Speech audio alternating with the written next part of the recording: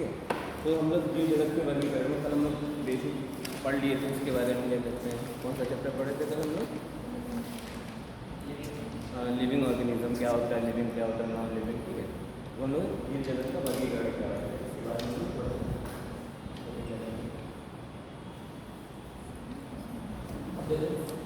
जैसे कि हम लोग अगर अपनी सिविलाइजेशन को देखें, ह्यूमन का नेचर होता है, अगर हम पुरानी सभ्यता को उठा के देखें, हड़प्पा सभ्यता से लेके और आज तक मनुष्यों का एक कैरेक्टरिस्टिक होता है, स्पेसिफिक आदत होती है कि हम चीज़ों को बांट देते हैं। हम लोग को मज़ा आता है चीज़ों को बांटने में, वर्गीकरण करने में, किसी भी कोई भी चीज़ हो। हड़प्पा की अगर सिटी को उठा के देखोगे, वहाँ पे भी वर्गीकरण था, वहाँ पे भी क्या था, डिवीज़न था, क्लासिफिकेशन था चीज़ों का। जो राजा लोग होते थे, किंग लोग होते थे, वो ऊपर के सिटाडेल में रहते थे, बाकी लोग नीचे रहते थे। पढ़ा है ना हड़प्पा सिविलाइजेशन के बारे में, थोड़ा पढ़ा इसमें। वहाँ से हम ह्यूमंस की आदत है कि चीज़ों को हम डिवाइड करते चलते हैं, चीज़ों को वर्गीकृत करते चलते हैं, क्लासीफाई करते हैं। तो इस प्रोसेस के थ्रू हमने क्या हुआ, एनिमल्स को भी हमने क्या किया, जितने भी ऑर्गेनिजम्स थे उनको भी हमने क्या किया, ये चल रहा है।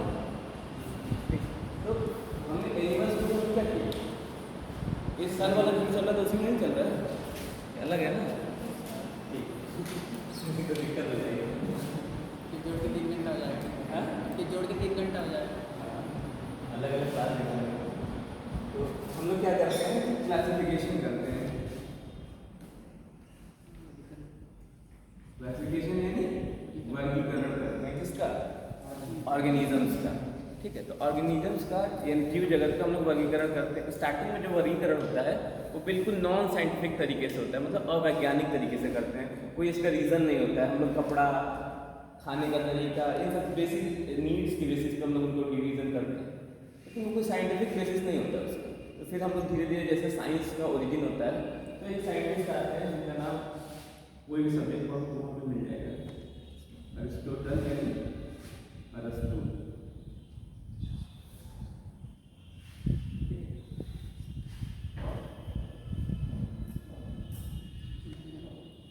अरिस्टोटल यानी अरस्तु। तो अरिस्टोटल जो थे, अरस्तु थे, ये कोई भी सब्जेक्ट, ज्योग्राफी में आप इनका नाम पाएंगे, हिस्ट्री में नाम पाएंगे, साइकोलॉजी में नाम पाएंगे, पॉलिटिकल साइंस में नाम पाएंगे, बायोलॉजी में नाम पाएंगे, कोई भी सब्जेक्ट हो, ये सर्वव्यापी है, कॉस्मोपॉलिटन नेचर है, हर सब्जेक्ट में डिवीजन। इन्होंने सबसे पहले क्या किया, डिवीज़न करा। इन्होंने 2 तरह से डिवीज़न करा। पहले क्या किया, जो चीज़ें इन्होंने डिवाइड करके, एक को बोला प्लांट है और एक को बोला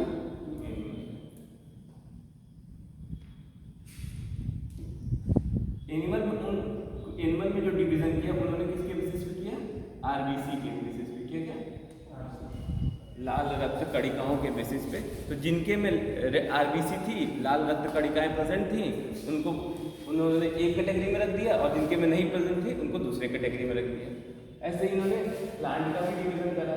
प्लांट का डिवीजन किस बेसिस पे करा, उन्होंने एक को बोल दिया ट्री यानी पेड़, फिर बोल दिया श्रब्स,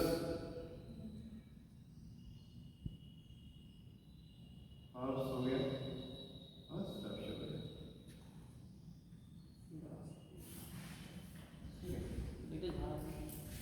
इस हर्ब्स को इन्होंने को पता क्या किसमें किसमें करा, इसलिए हम लिख यहाँ पे वो कर दिए हैं कि वृक्ष, झाड़ी और वृक्ष बोलते हैं, झाड़ी और घास, घास नहीं है, शाक लिखा है, खाने का।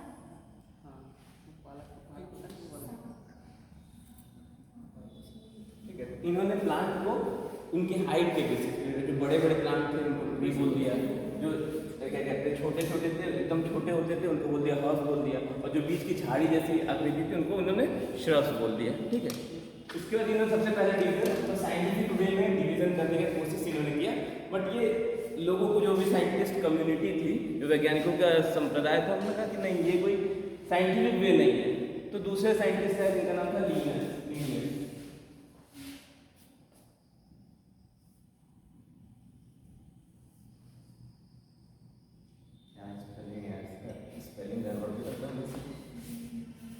LINN है किसी के पास बुक, स्पेलिंग यही है ना शायद, लीनियस की स्पेलिंग।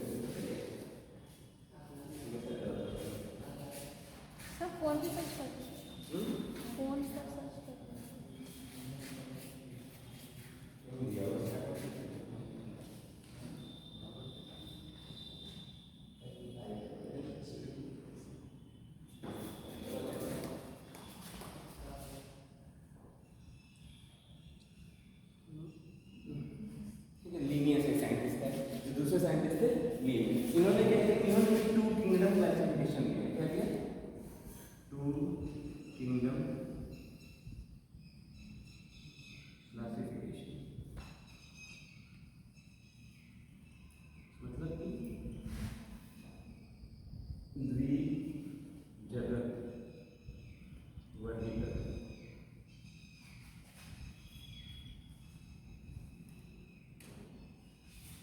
थोड़ा हिंदी की राइटिंग अच्छी नहीं है तो मैनेज कर लेना है। ठीक है, तो इन्होंने क्या किया, पहले अरिस्टोटल है, अरिस्टोटल ने प्लांट और एनिमल में इस तरह का डिवीजन कैसे किया है, लीनियस। लीनियस ने क्या किया, इन्होंने थोड़ा साइंटिफिक वे से डिवीजन करना स्टार्ट किया।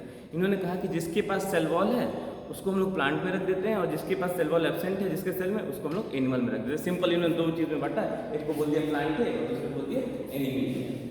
तो लीनियस ने दो भाग में बांटा, एक को बोला प्लांट है, दूसरे को एनिमल।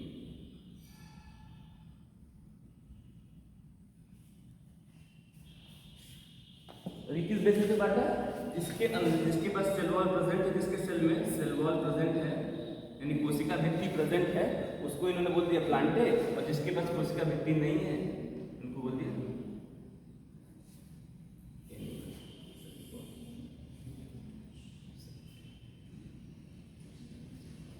Cell wall present. इस बेसिस पे इन्होंने डिवीजन करा लीनियस। ठीक, लीनियस के बाद कुछ और साइंटिस्ट है, इन्होंने भी डिवीजन किया, एनसीईआरटी में लगे, पर ऐसे ही हम लोग इतना इंपॉर्टेंट भी नहीं है, पर कभी कभी क्वेश्चन पूछ देता है नीट में। तो मतलब पहले टू किंगडम क्लासिफिकेशन हुआ, इसके बाद एक कोपलैंड करके साइंटिस्ट, एक अर्नेस्ट हैकल है, अर्नेस्ट हैकल ने आपको थ्री किंगडम क्लासिफिकेशन दी। ई हैकल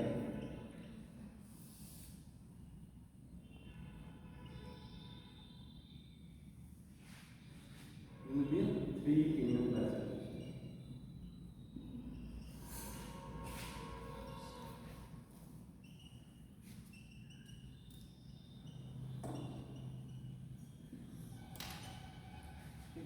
किंगडम मतलब तीन जगत वर्गीकरण।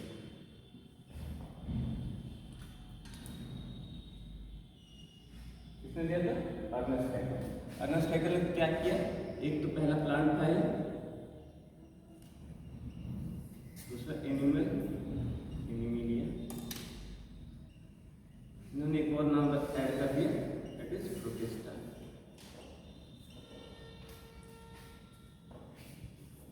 सबका मीनिंग हम लोग पढ़ेंगे, फाइव किंगडम क्लासिफिकेशन पढ़ेंगे, जो मोस्ट एक्सेप्टेबल क्लासिफिकेशन है वाइटेकर की, उसमें हम लोग एक एक के बारे में पढ़ेंगे।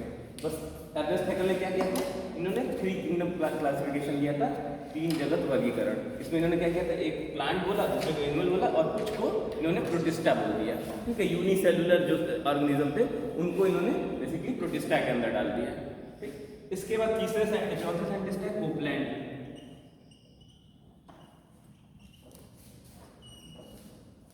उसके बाद एक आए थे कार्लूस।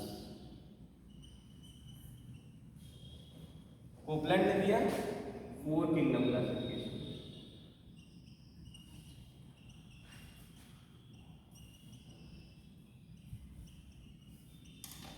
फोर किंगडम क्लासिफिकेशन का मतलब चार जगत वर्गीकरण। तुम लोग तो ये तो लिख लोगे ना हिंदी वाले। इन्होंने इसमें क्या ऐड किया, इनका मेरा लिख इसमें बताते हैं।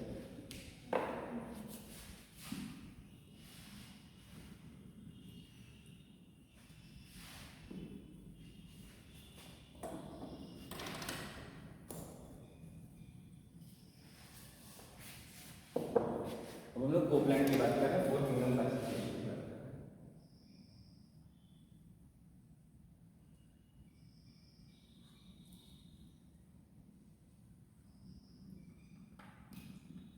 जो फोर किंगडम क्लासिफिकेशन में इन्होंने दिया, पहला तो प्लांट था, प्लांटेड था,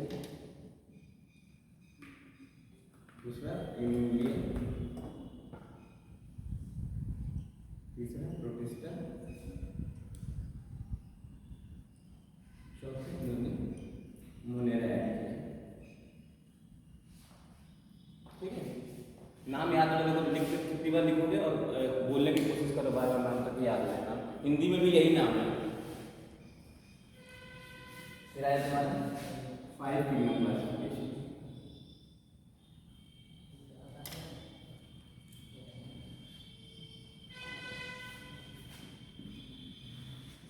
ये किसने दिया, विटेकर ने दिया।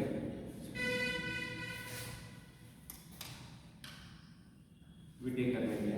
इन्होंने 5 ह्यूमन क्लासिफिकेशन में क्या रखा होगा, प्लांट इनका थोड़ा उल्टा था, यहाँ मोनेरा से स्टार्ट होता है, मोनेरा प्रोटिस्टा फंजाई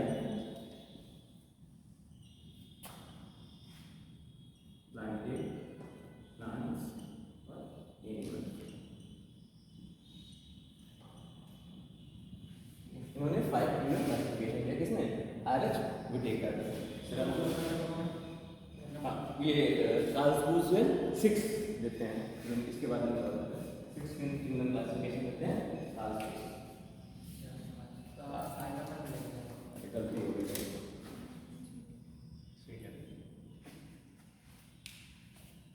तो इन्होंने क्या दिया, मोनेरा दिया, प्रोटिस्टा दिया, फंजाई दिया, प्लांटे दिया, एनिमिया दिया।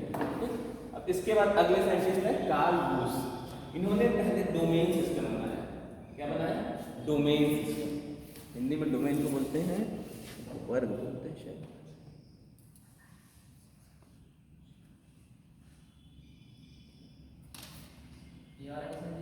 कौन सा, 4 किंगडम क्लासिफिकेशन दिया पोपलैंड में।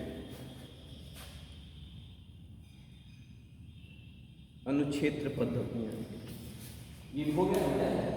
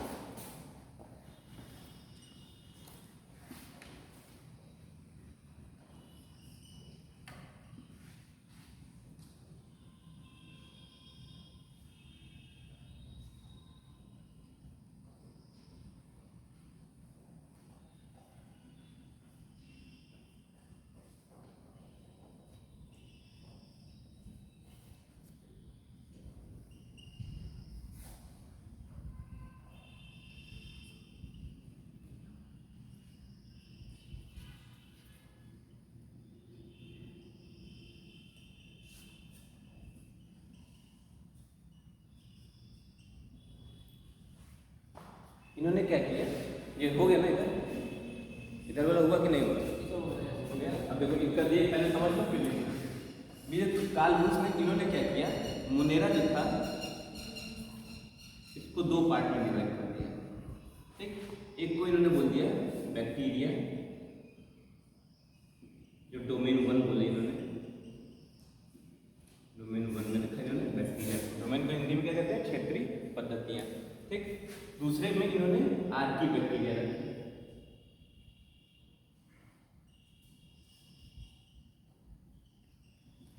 हिंदी में इसको बोलते हैं आर्की।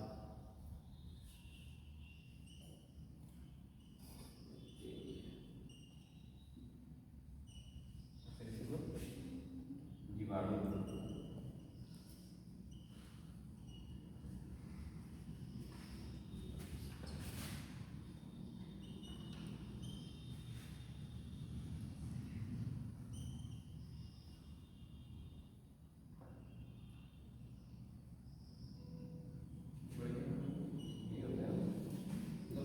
उल्टा होता है, बोला बड़ी की मात्रा होता है इस पे नहीं, जो हम पहले के पहले से ही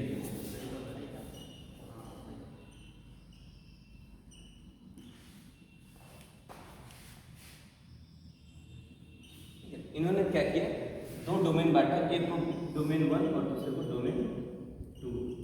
बाकी जो डोमेन 3 था इसके अंदर इन्होंने फिर बाकी रख दिया प्रोटिस्टा, फंजाई, प्लांट और एनिमल।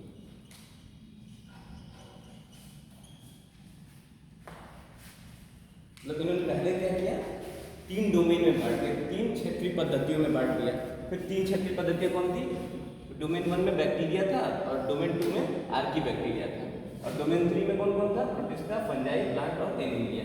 तो टोटल कितने हो गए? 1 2 3 4 5 6 तो 6 क्या कहते हैं आपका 6 किंगडम क्लासिफिकेशन यहाँ पर है ना, 6 जगतीय वर्गीकरण यहाँ पे देखने को मिल रहा है। अब देखो इसके ड्रॉबैक क्यों, अब कोई भी सिस्टम आता है तो उसमें कोई खराबी रहती है तभी तो अगला सिस्टम आता है। अब एंड्रॉइड का पहले आया था जेली बीन, फिर आया लॉलीपॉप, क्या क्या धीरे धीरे क्या होता है, बढ़ता जा रहा है, बेहतर आता है। जैसे जैसे बेहतरी होती है वैसे वैसे नए सिस्टम्स आते हैं। उसी तरह इन्होंने हमारे सबसे पहले लीनियस थे, 2 किंगडम क्लासिफिकेशन दिया था। उन्होंने किस बेसिस पे दिया था? Present of cell wall, RBC के हिसाब से दिया था, अरिस्टोटल ने दिया था। तो जो लीनियस साहब थे उन्होंने, कार्लस लीनियस नाम था इनका, इन्होंने किस बेसिस पे दिया था? Presence of cell wall. तो भाई प्रेजेंट ऑफ सेल वॉल में मतलब कि इन्होंने क्या किया कि एक ही में सेल वॉल तो बैक्टीरिया में भी प्रेजेंट होती है और सेल वॉल आम के पेड़ में भी प्रेजेंट होती है, बरगद के भी पेड़ में प्रेजेंट होती है, तो दोनों को एक ही ग्रुप में रखते हैं। ये थोड़ा साइंटिफिक वे तो नहीं लग रहा है ना, बैक्टीरिया कितना छोटा है, दिख नहीं रहा है हम लोग अपने नंगी आंखों से, हम लोग उसके लिए सूक्ष्मदर्शी का उपयोग करना पड़ रहा है, माइक्रोस्कोप का यूज करना पड़ रहा है। बट हम लोग तो उन्होंने इतनी बड़ी चीज को एक चीज, मतलब ऐसे जो कॉन्ट्रास्टिंग कैरेक्टर वाली चीजें थी उनको सिर्फ एक कैरेक्टर को लेकर इन्होंने क्लासिफिकेशन कर दिया। ये क्लासिफिकेशन जो है ना अच्छा नहीं था। तो ऐसे क्लासिफिकेशन को हम लोग बोलते हैं आर्टिफिशियल क्लासिफिकेशन। क्या बोलते हैं? Artificial classification. और जब कैरेक्टर्स ज़्यादा लेते हैं, तो एक कैरेक्टर या 2 कैरेक्टर के लेके, एक गुण या 2 गुण को लेके हम अगर क्लासिफिकेशन वर्गीकरण कर दे रहे हैं तो उनको हम लोग बोलेंगे आर्टिफिशियल। और अगर एक बहुत ढेर सारा कैरेक्टर हम लोग लेते हैं, जैसे सेल वॉल ले लिए, न्यूट्रिशन का टाइप ले लिए, रिप्रोडक्शन का टाइप ले लिए, हैबिटेट ले लिए, बहुत सारे कैरेक्टर्स एक साथ है और उसके बेसिस पे क्लासिफिकेशन के, तो उसको हम लोग बोलते हैं नेचुरल वे ऑफ क्लासिफिकेशन। तो क्लासिफिकेशन भी 2 तरह से होती है, एक आर्टिफिशियल क्लासिफिकेशन होता है, दूसरा नेचुरल क्लासिफिकेशन होता है। ठीक है, तो जो तुम्हारा 5 किंगडम क्लासिफिकेशन है, ये कैसा क्लासिफिकेशन है? ये नेचुरल क्लासिफिकेशन है, टाइप ऑफ नेचुरल, हिंदी में प्राकृतिक।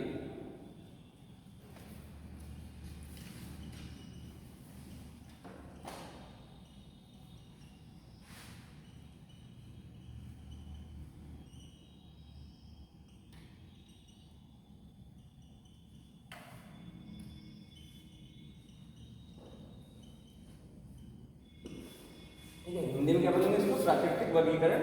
ऐसा क्यों बोलेंगे प्राकृतिक वर्गीकरण? क्योंकि ये बहुत सारे जो गुणों को है लेके और क्या कर रहा है, ऑर्गेनिज्म का वर्गीकरण कर रहा है, इसलिए इसको क्या बोलेंगे? प्राकृतिक वर्गीकरण या फिर नेचुरल क्लासिफिकेशन। और दूसरा होता है आर्टिफिशियल क्लासिफिकेशन।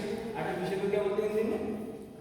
कृत्रिम। हाँ, कृत्रिम। तो कृत्रिम वर्गीकरण बोलते हैं। उसमें कृत्रिम वर्गीकरण क्यों बोलते हैं? क्योंकि उसमें जो गुण लेते हैं बहुत कम लेते हैं, 1-2 ही जो लक्षण होते हैं उन्हीं को यूज करके हम क्या करते हैं? वर्गीकरण करते हैं, क्लासिफिकेशन करते हैं, इसलिए उसको हम क्या बोलते हैं? कृत्रिम क्लासिफिकेशन या फिर आर्टिफिशियल क्लासिफिकेशन। ठीक, तो जैसे जैसे हम डेवलपमेंट की होते जाएंगे वैसे वैसे क्लासिफिकेशन और बेहतर होते जाएंगे। और मोस्ट एक्सेप्टेड क्लासिफिकेशन कौन सा है आपको? हमारा विटेकर वाला, मोस्ट एक्सेप्टेड क्लासिफिकेशन है 5 किंगडम क्लासिफिकेशन, यानी आरएच वाइटेकर। आरएच वाइटेकर ने दिया था 5 किंगडम क्लासिफिकेशन। ये क्या है? सबसे एक्सेप्टेड, मोस्ट एक्सेप्टेड, सबसे ज्यादा एक्सेप्टेड क्लासिफिकेशन है किसने? साइंटिफिक कम्युनिटी में। कोई भी चीज हम लोग बात कर रहे हैं तो हम लोग आपस में लेके, हम लोग को नहीं अच्छा लग रहा है, हम लोग को 2 ही वाला अच्छा लगेगा, एक कम याद करना है, क्या है 5 वाला तो याद लगेगा, हम लोग अपने हिसाब से नहीं देखते। ये जो साइंटिफिक कम्युनिटी होती है, वैज्ञानिकों का जो समूह होता है, उन्होंने क्या बेहतर एक्सेप्ट किया, उस बेसिस पे सबसे ज्यादा मोस्ट एक्सेप्टेड क्लासिफिकेशन क्या था? 5 किंगडम क्लासिफिकेशन। इसके भी कुछ ड्रॉबैक है, ऐसा नहीं कि ये ये कंप्लीट है, इसमें कोई प्रॉब्लम नहीं है। इसमें भी ढेर सारी प्रॉब्लम्स है। इसमें वायरस को कोई जगह ही नहीं दी गई है, इसमें प्रियॉन्स को जगह नहीं दी गई है, इसमें वायरॉइड्स को जगह नहीं दी गई है। इसमें भी प्रॉब्लम्स है, देखेंगे करके। लेकिन पहला है कि ये मोस्ट एक्सेप्टेड है। ठीक है, इतना क्लियर होगा कि नहीं? इतना मिटा दें।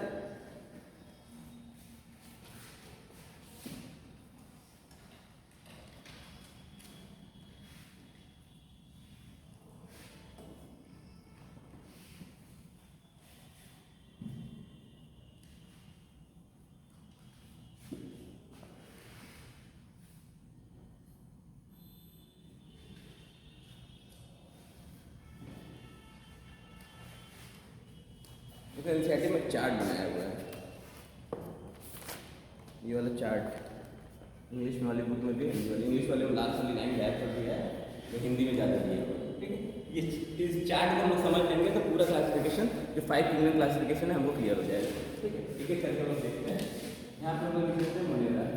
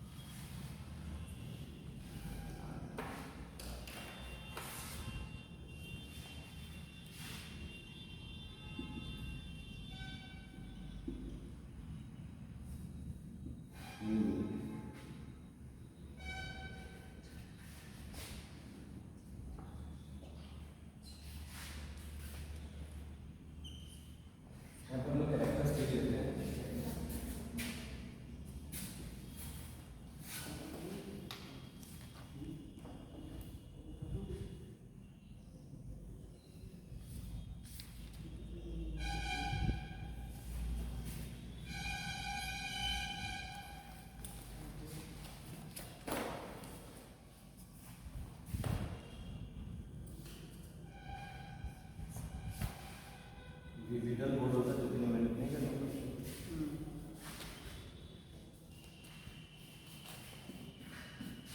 सर से बात करें?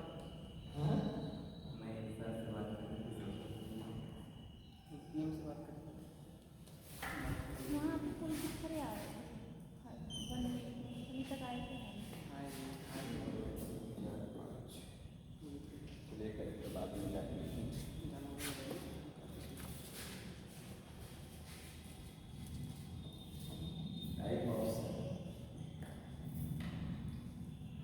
इंडियन का लिखेंगे यहाँ पे कोशिका के प्रकार। ठीक है, टाइप ऑफ सेल। दूसरा लिखेंगे हम लोग टाइप ऑफ न्यूक्लिएशन।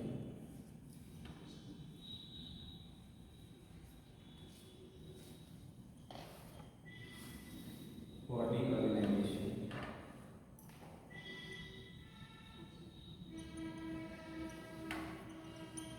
और क्या करते हैं? सेल वॉल हो गया और type of reproduction. Cell wall, type of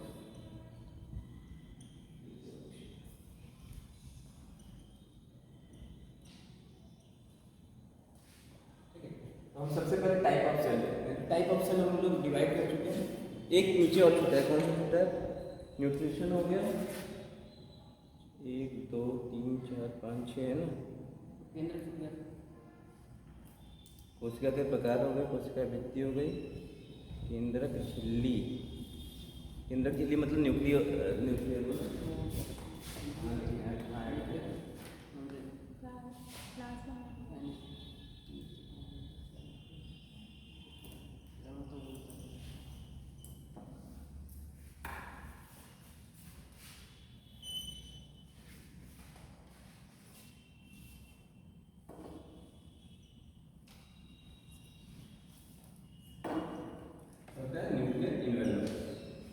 अब देखो, अब हम लोग सारे कैरेक्टरिस्टिक को एक एक करके देखेंगे किसमें क्या कैरेक्टरिस्टिक प्रेजेंट है, किसमें क्या एब्सेंट है। पहले देखते हैं सेल टाइप। सेल टाइप जैसे कि हम जानते हैं 2 टाइप का होता है, यूकैरियोटिक, प्रोकैरियोटिक। ठीक है, तो यहाँ पे कौन सा पाया जाएगा? मोनेरा ही कैसे बताओ? प्रोकैरियोटिक। हम लोग जब से पढ़ते आ रहे हैं तब से लिख रहे हैं।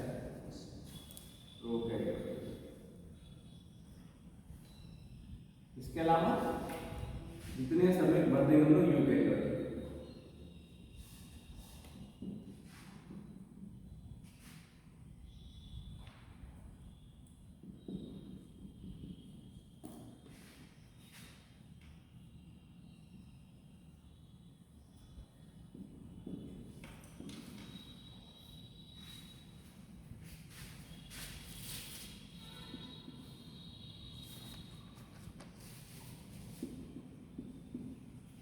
तो मतलब सिर्फ जो मुनेरा होता है वो कैसा होता है, प्रोकैरियोटिक नेचर का होता है।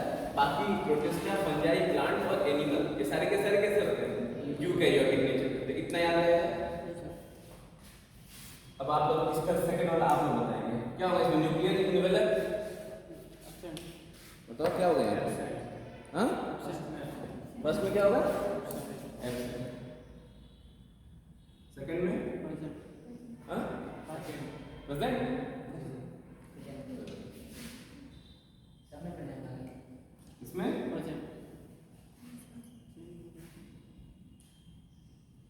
क्यों हो रहा है, समझ में आ रहा सबको ना, क्यों हो रहा है प्रेजेंट, एक में एब्सेंट हो रहा है बाकी में प्रेजेंट हो रहा है, क्यों नहीं पता है। सेल बायोलॉजी पूरा पढ़े हैं इसीलिए तो बता सकते हो ना, आप बताओ। हाँ पहले वाले में क्या है, पहला वाला मेरा क्या है, इसका सेल कैरेक्टरिस्टिक क्या है, कैसा है, प्रोकैरियोटिक है ना। तो प्रोकैरियोटिक में न्यूक्लियर इन्वेलप होता है या नहीं होता है, नहीं होता है ना। तो उस केस में तो क्या लिखिए यहाँ पे, न्यूक्लियर इन्वेलप एब्सेंट लिखिए, बाकी सारे में प्रेजेंट। मतलब प्रोकैरियोटिक सेल जहाँ पे आएगी वहाँ पे क्या होगा, वहाँ पे न्यूक्लियर इन्वेलप एब्सेंट होगा, और यूकैरियोटिक सेल जहाँ आएगी वहाँ पे न्यूक्लियर इन्वेलप प्रेजेंट होगा। यहाँ पे न्यूक्लियर इन्वेलप नहीं पाया जाता, मतलब न्यूक्लियस नहीं पाया जाता है। यहाँ पे जो न्यूक्लियस पाया जाता है उसको क्या बोलते हैं, क्या बोलते हैं यहाँ पे प्रोकैरियोटिक में जो न्यूक्लियस पाया जाता है क्या बोलते हैं, न्यूक्लियोइड या फिर जीनोफोर। अब टाइप ऑफ न्यूट्रिशन जाते हैं। मोनेरा के केस में तुम्हारा ऑटोट्रॉपिक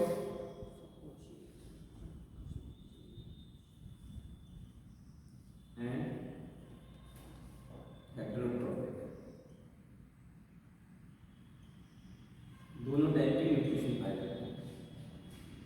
ऑटोट्रॉपिक और हेटेरोट्रॉपिक, हिंदी में इसको बोलते हैं स्वपोषिक और परपोषिक। ऑटोट्रॉपिक को बोलते हैं स्वपोषिक,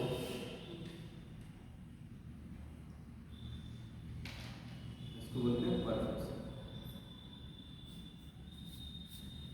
इसको पता है डिफरेंस क्या होता है ऑटोट्रॉपिक में और हेटेरोट्रॉपिक में, हिंदी में वाले में स्वपोषिक और परपोषिक में क्या डिफरेंस होता है, सुनो आप सर मैं बताओ। बताऊँ, ये जो परपोषी होते हैं जैसे कि जो सूरज से डायरेक्ट भोजन प्राप्त करते हैं वो स्वपशु होते हैं, और परपोषी जो होते हैं जो किसी पे डिपेंड होते हैं, जैसे कि एक मशरूम होता है वो डिपेंड होता है दूसरे पे। थोड़ा 100% नहीं सही। पहला वाला सूरज से डायरेक्ट भोजन नहीं प्राप्त करते हैं, वो सूरज की जो रोशनी होती है, सनलाइट होता है, उससे एनर्जी लेके अपना भोजन फोटोसिंथेसिस के थ्रू बनाते हैं। पूरा स्टेडियम ये आधा। और दूसरा क्या होता है, दूसरों पे डिपेंडेंट होते हैं जो तुम्हारे हेटेरोट्रॉपिक होते हैं। हेटेरोट्रॉपिक में कई टाइप के होते हैं,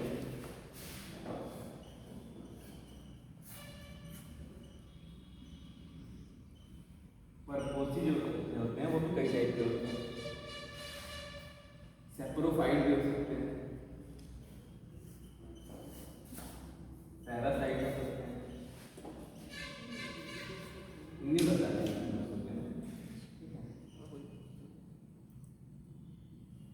सेप्रोफाइट पैरासाइट सकते हैं। सेप्रोफाइट में क्या होता है, सेप्रोफाइट में क्या होते हैं,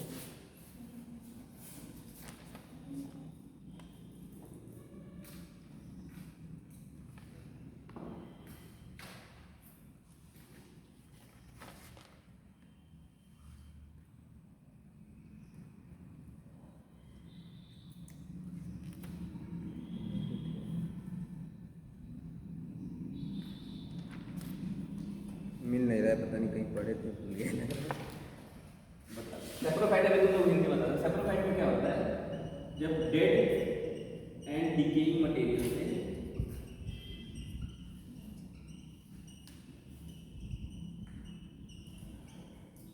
ये अपना फूड लेते हैं, जबकि मरे हुए या फिर सड़ते गलते हुए चीज़ों से आप अगर अपना फूड लेते हैं तो उनको हम लोग बोलते हैं सेप्रोफाइट। हाँ, मृतपोषी, एग्जैक्टली मृतपोषी।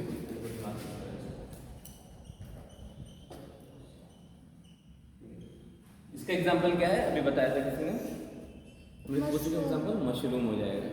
और मान लो पैरासाइट का एग्जाम्पल परजीवी जिसको बोलते हैं, परजीवी क्या बोलते हैं, परजीवी।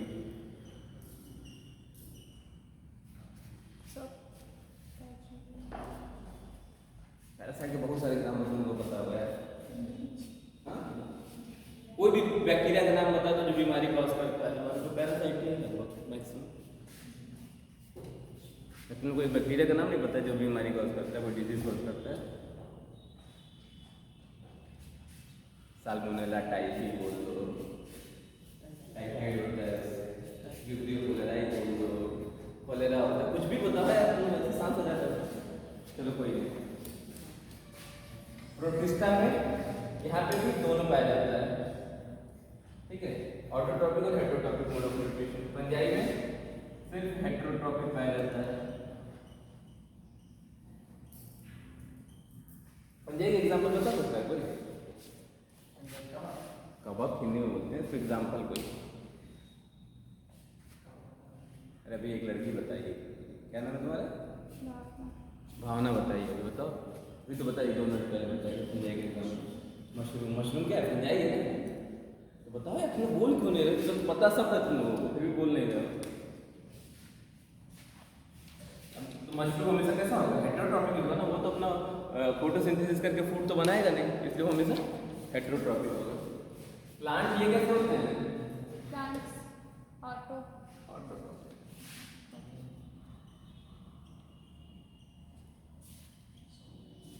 और एनिमल? एनिमल एनिमल तो ऑटोट्रॉपिक होते हैं ना? हाँ? नहीं सर, ये भी तो दूसरों से अपना एनिमल कैसे होते हैं? हेटेरोट्रॉपिक होते हैं, ठीक है। एनिमल में भी 2 टाइप पाया जाता है हेटेरोट्रॉपिक में भी। एक बोलते हैं होलोजोइक बोलते हैं। क्या बोलते हैं? होलोजोइक। एक बोलते हैं सेप्रोफिटिक।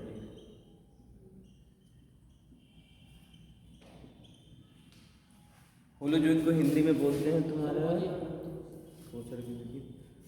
पर क्या है एनिमिलिया में?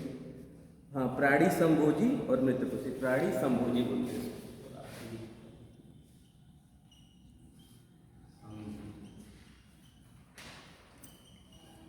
तुम लोग को हिंदी आसान लगता है? देखो मृतपोषी।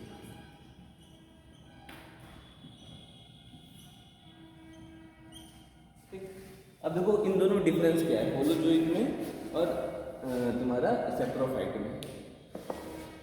सब ये सब तुम लोग 8th 6th 7th 8th 9th 12th 11th तक छोड़ दो, 6th 7th में पढ़े होगे। होलोजोइक पढ़े हो ना तुम लोग? प्राणी संभोजी पढ़े हो कि नहीं? जो जो दूसरों को मार के लेकिन मरे हुए लोगों को खा के मृतपोषी होते हैं जो कि किसी भी डेड या डिकेइंग या मरे हुए लोगों पे डिपेंड होते हैं, उनसे अपना जो फूड होता है वो लेते हैं।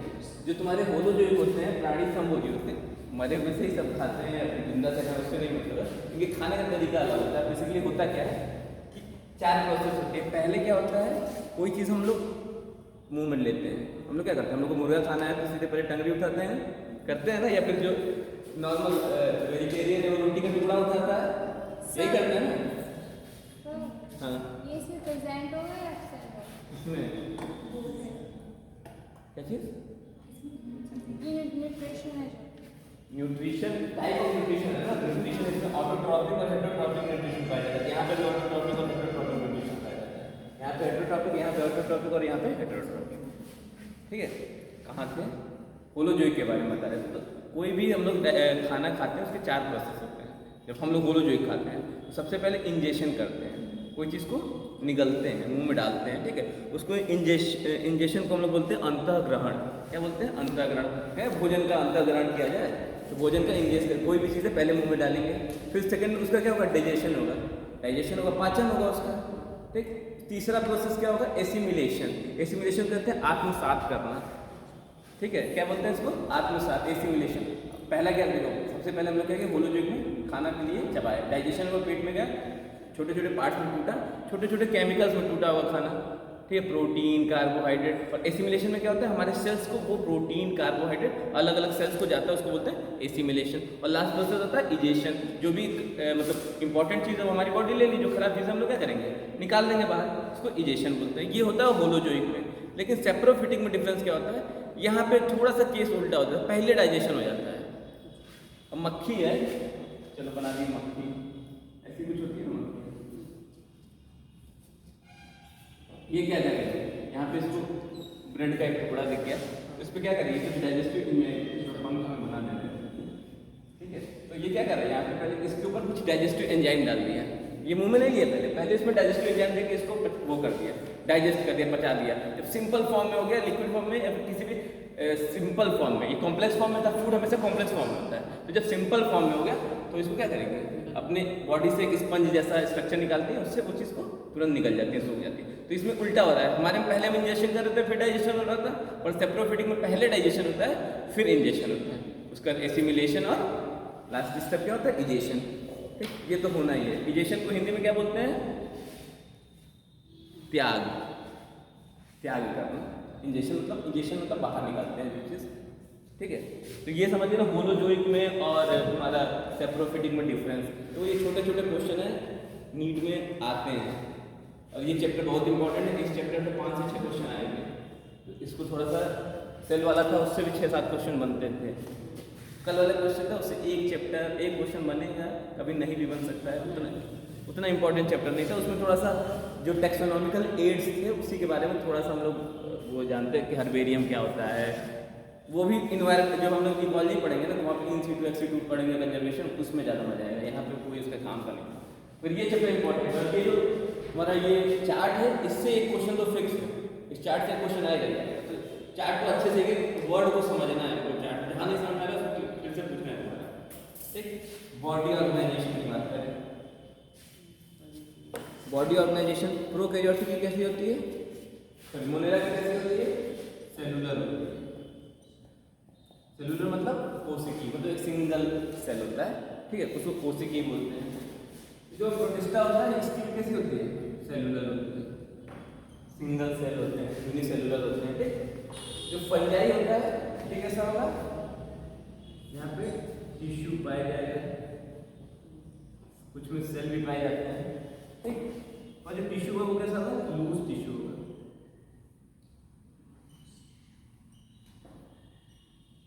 कैसा होगा, लूज टिश्यू होगा। अब देखते ही नहीं हो तुम लोग, कोई फंजाई उठा के देखोगे तो सिंपल सा स्ट्रक्चर रहता है, ओनिडिया होती है, ओनिडिया के ऊपर ऐसा स्ट्रक्चर था। फिर अब इसको देखेंगे तो एकदम लूज सा स्ट्रक्चर है ना, इसमें क्या है, सेल्स एक दूसरे के ऊपर अरेंज है, इसको अगर मान लो देखेंगे माइक्रोस्कोप में तो कैसा स्ट्रक्चर देखेंगे हम लोग, क्या है, एक दूसरे पर सेल है और बहुत ही लूजली अटैच है। सेल्स क्या है, टिश्यू में क्या होता है कि लूजली अटैच नहीं होते हैं, पर इसमें क्या होता है एकदम लूजली अटैच होते हैं, ठीक है। तो इसलिए हम लोग बोलेंगे कि टिश्यू का फॉर्म पाया जाता है, पर कैसा होता है, लूज टिश्यू होता है, ठीक। प्लांट में कैसा होता है, यहाँ पे तुम्हारा टिश्यू, कुछ में टिश्यू पाए जाते हैं, फिर कैसा ऑर्गन पाए जाते हैं। यहाँ पे हम लोग के एनिमल में क्या कंडीशन आ जाती है, एनिमल में कैसी कंडीशन आ जाती है, टिश्यू होगा, ऑर्गन होगा और ऑर्गन सिस्टम हो जाता है। समझ रहे, ऑर्गन सिस्टम और ऑर्गन में डिफरेंस क्या होगा, हाँ, ऑर्गन और ऑर्गन सिस्टम में डिफरेंस क्या होगा,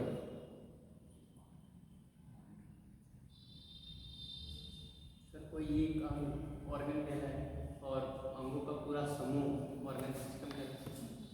सही बोल रहे हो। क्या होता है, सिंपल ऐसा होता है कि जैसे अगर हम लोग बोले कि हम लोग स्टमक के बारे में बात करें, स्टमक तो स्टमक क्या हुआ? एक ऑर्गन है। और हम लोग डाइजेस्टिव सिस्टम की बात करते हैं। डाइजेस्टिव सिस्टम में सब कुछ आता है, स्टमक आते हैं, स्मॉल इंटेस्टाइन, लार्ज इंटेस्टाइन, हमारा अग्नाशय है, क्या कहते हैं, पित्ताशय, सब कुछ आ जाता है उसमें आ जाता है, तो पूरा एक सिस्टम बन जा रहा है ना, तो इसको हम लोग बोलेंगे ऑर्गन सिस्टम। मतलब एक पर्टिकुलर काम डाइजेशन को करने के लिए कई सारे ऑर्गन आपस में मिल के काम कर रहे हैं, तो उसको हम लोग बोलते हैं ऑर्गन सिस्टम। ऐसा किस में पाया जाता है? सिर्फ एनिमल्स में पाया जाता है, बाकी किसी में नहीं पाया जाता है। ठीक है, इतना क्लियर हुआ कि नहीं हुआ? अब सेल वॉल की बात की जाए, मुनेरा में सेल वॉल प्रेजेंट होता है। मुनेरा में सेल वॉल प्रेजेंट होता है ना, किसका बना होता है सेल वॉल यहाँ पे? हाँ, तो पढ़े हो तुम लोग यार। हाँ, क्या तेज बोलो, सीखता हूँ यार। एम्बलम का अमाइनो अम्ल बोल रहे हो, तो बोलो नहीं, अमाइनो अम्ल नहीं। ये क्या बोलता है? न्यूक्लिक एसिड पढ़े थे, न्यूक्लिन पढ़े थे, पेप्टाइडोग्लाइकन पढ़े थे, उसका बनाते हैं। ठीक, प्रोटिस्टा में से लोग यहाँ पे रिप्रेजेंट होता है। फंजाई में से लोग यहाँ पे रिप्रेजेंट होता है। प्लांट में प्रेजेंट होता है,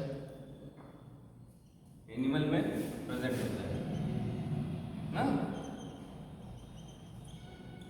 सही लिखे ना? एनिमल में प्रेजेंट होता है सेल वॉल में, तो कोई बोल क्यों नहीं रहे भाई तुम लोग? यहाँ पे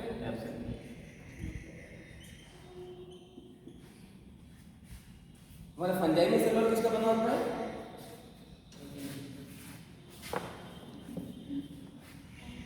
काइटिन। अरे यार 50 बार हम बोले हैं क्लास में। किसका बना होता है फंजाई में? काइटिन का।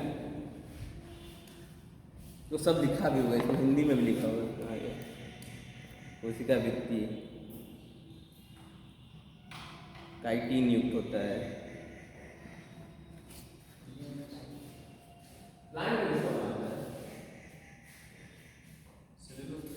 सेलुलोज होता है। उसके अलावा भी कुछ लोग पढ़े थे, कौन सा है? सेलुलोज तो होता है, मेजर पोर्शन सेलुलोज, और कुछ भी पढ़े थे, याद है? सेल वॉल किसका किसका बना होता है, सब रिवाइज करके आने वाले थे ना। किसका बना होता है बताओ? सेलुलोज के अलावा कुछ कुछ होता है ना, मतलब हेमी सेलुलोज पढ़े थे हम लोग? Yes sir. कुछ याद करो। और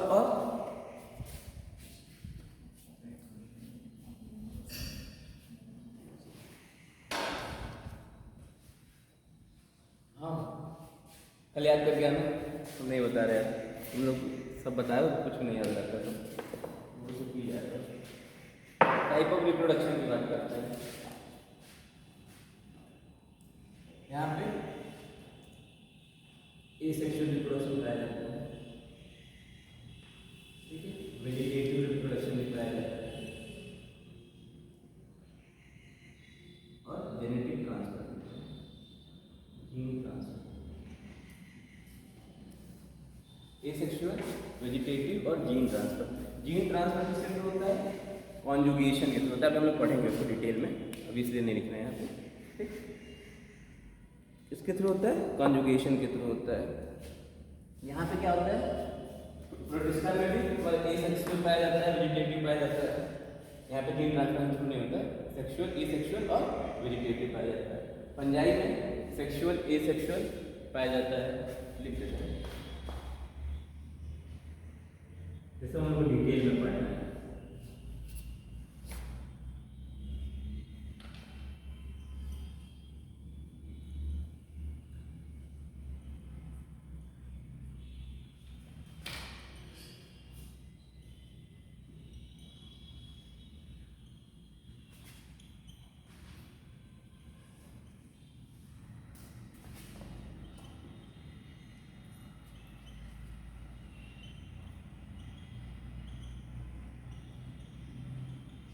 मैक्सिमम में सेक्सुअल रिप्रोडक्शन पाया जाता है, कुछ एक्सेप्शंस हैं, लेकिन मैक्सिमम में सेक्सुअल रिप्रोडक्शन पाया जाता है। कुछ एक्सेप्शन यहाँ पे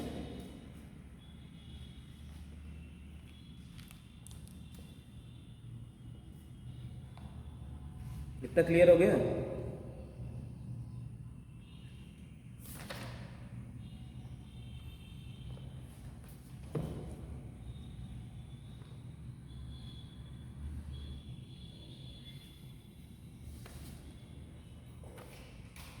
इन सारे कैरेक्टरिस्टिक्स को लेके आर.एच. व्हाइटेकर ने क्या किया, क्लासिफिकेशन किया, वर्गीकरण किया था। किस किस कैरेक्टर था, टाइप ऑफ सेल था, न्यूक्लियर इन्वेलप था, टाइप ऑफ न्यूट्रिशन था, टाइप ऑफ रिप्रोडक्शन था, सेल वॉल का वजन था, बॉडी ऑर्गेनाइजेशन कैसी थी, इन सब सारे कैरेक्टर्स को लेकर ढेर सारे कैरेक्टर्स दिख रहे हैं ना। किंगडम को क्लासिफिकेशन करने के लिए इतने सारे कैरेक्टर्स लिया।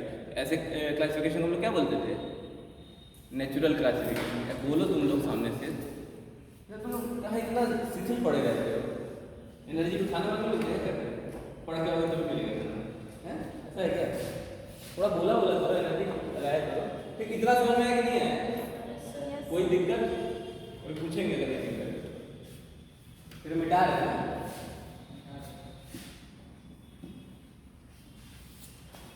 अब लोग पढ़ते हैं मोनेरा। इस चैप्टर में अपन 3 चीज पढ़ना है, मोनेरा पढ़ना है, प्रोटिस्टा पढ़ना है और फंजाई पढ़नी है। फिर प्लांट और एनिमलिया अलग चैप्टर्स में डिटेल में, और ज़्यादा डिटेल में प्लांट और एनिमलिया पढ़नी है। अभी इसमें हम लोग को सबसे पहले मोनेरा पढ़ना है। मैक्सिमम चीज़ मोनेरा में पढ़ चुके हैं, फिर से रिवाइज करेंगे पूरा हम लोग। सेल जब पढ़े रहे थे तो मैक्सिमम चीज़ मोनेरा का पढ़ ली, मतलब प्रोकैरियोटिक का जितना कैरेक्टरिस्टिक पढ़े थे सारा मोनेरा का, मोनेरा में वही सब है ना, प्रोकैरियोटिक है, उन्हीं का सारा कैरेक्टर हमको पढ़ना है। एक बार फिर से पढ़ेंगे हम लोग, क्योंकि हम लोग देख रहे हैं कि क्या है। अब बताओ मोनेरा के बारे में स्टार्ट करते हैं। मोनेरा का सेल ऑर्गेनाइजेशन कैसा होता है।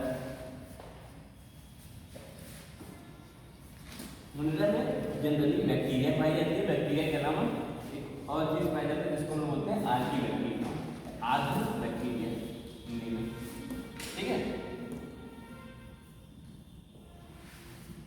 बैक्टीरिया की किस, सबसे पहले लोग बात करेंगे शेप हो गई,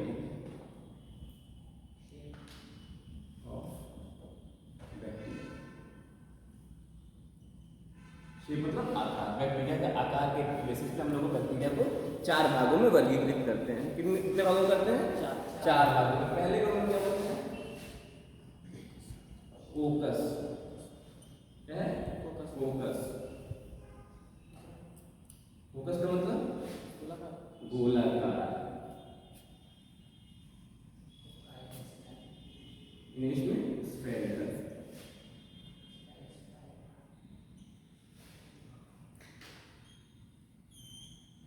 कैसा स्ट्रक्चर होता है? अगर बैक्टीरिया से ऐसे स्ट्रक्चर में पाएंगे उन्हें उसको क्या बोलेंगे? कोकस बोलेंगे। क्या बोलेंगे? कोकस। ये कोकस भी कई टाइप के हो सकते हैं।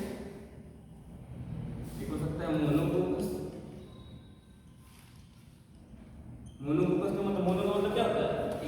एक कोकस बस एक सिंगल होता है। दूसरा हो सकता है डिप्लोकोकस। डिप्लो में दो गोले हैं, ठीक है।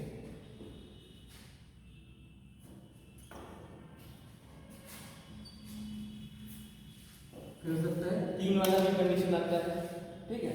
फिर आता है स्ट्रेप्टोकोकस।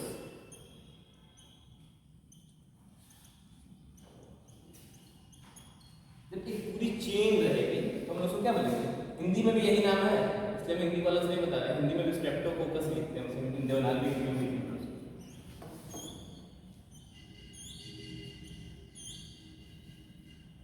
भाग रहे थे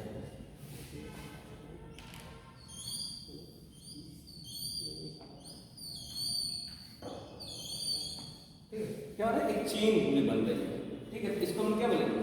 स्ट्रेप्टोकोकस। एक होता है स्टेफाइलोकोकस। क्या होता है? स्टेफाइलोकोकस।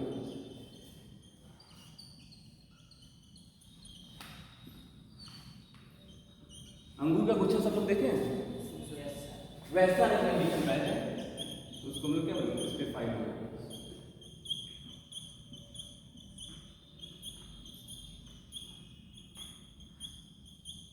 इस तरह की कंडीशन में तो क्या बोलेंगे? स्टेफाइलोकोकस। तो नाम अलग अलग है, तो याद रखना है सारे नाम। मोनोकोकस क्या होता है, डिप्लोकोकस क्या होता है, स्ट्रेप्टोकोकस क्या होता है और स्टेफाइलोकोकस क्या होता है।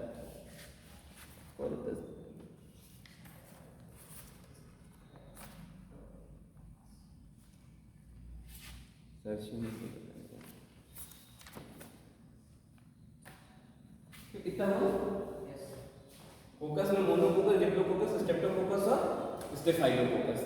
नाम जैसे अगर अब किसी बैक्टीरिया के आगे लिखा रहेगा स्टेफाइलोकोकस, समझ जाओगे ना उसका स्ट्रक्चर कैसा रहेगा, अंगूर के गुच्छे की तरह रहेगा, ठीक है, बंच ऑफ ग्रेप्स की तरह रहेगा। अगर आ जाएगा स्ट्रेप्टोकोकस, चिन्ह मतलब स्ट्रेप्टोकोकस निमोनिक बड़े हो गए ना, अब निमोनिया का बैक्टीरिया को क्या पता चल रहा है कि वो कैसा होगा, एक लंबी चेन होगी उसकी, गोले गोले करके छोटे छोटे ऑर्गेनिज्म उनकी पूरी लंबी सी चेन होगी, ठीक।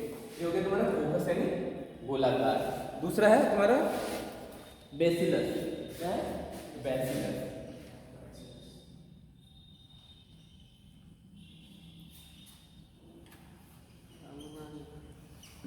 बेसिलस का मतलब होता है छड़नुमा,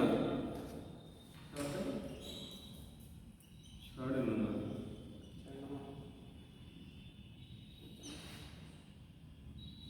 इंग्लिश में रॉड शेप।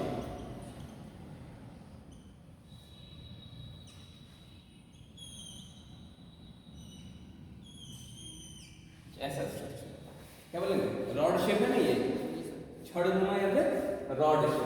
तो ऐसी बैक्टीरिया क्या बोलेंगे, बेसिलस, ठीक है, क्या बोलेंगे बेसिलस। टोटल 4 होते हैं, एक होता है तुम्हारा कोकस हो गया, दूसरा हो गया बेसिलस, तीसरा होता है कॉमा शेप, इसको मिटा दे रहे हैं ना स्ट्रक्चर।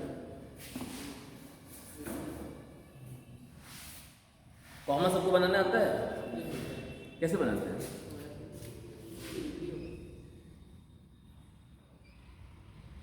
ऐसे बनाते हैं ना कॉमा, थोड़ा सा और ऐसा ही होता है कॉमा।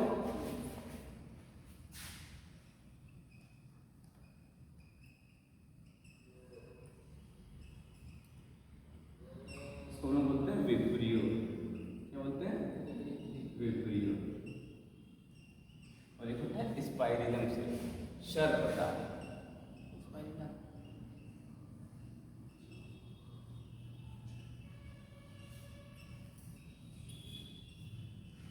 ठीक है। वो कैसा होता है, स्पाइरिलम से सांप की तरह ऐसे,